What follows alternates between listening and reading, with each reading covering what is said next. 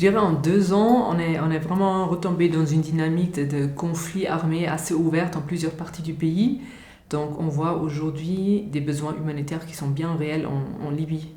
On a actuellement 4 bureaux en Libye, notamment à Tripoli, à Misrata au centre, à Benghazi à l'est et à Sabha au sud, avec actuellement environ 110 employés libyens sur place.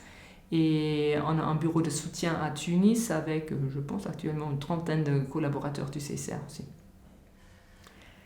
Je dirais que le contexte libyen reste particulièrement complexe et aussi aujourd'hui assez spécial pour le CICR, notamment parce que l'action est encore très très très jeune, donc on n'a tout simplement pas la possibilité de se reposer sur des dizaines d'années d'expérience dans un contexte qui, il y a encore quelques années, n'était pas tellement connu, surtout pas dans les aspects humanitaires.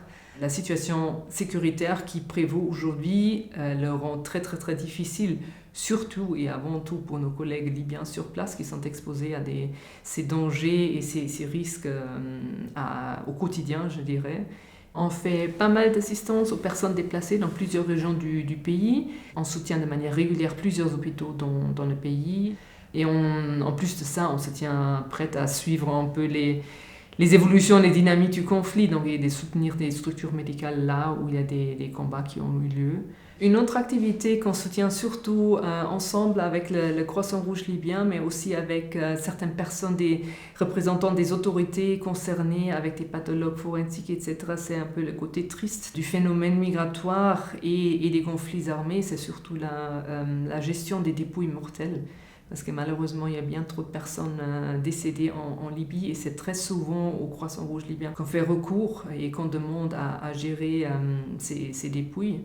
On les soutient avec du matériel, notamment des body bags, du matériel aussi pour se protéger eux-mêmes en faisant ce travail.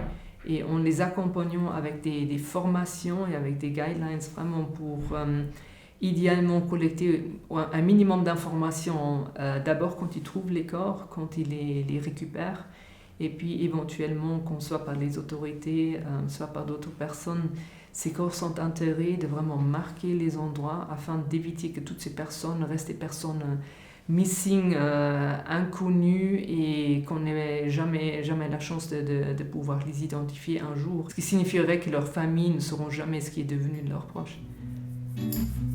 On reste extrêmement fragile, instable. On a des résultats qui sont quand même spectaculaires.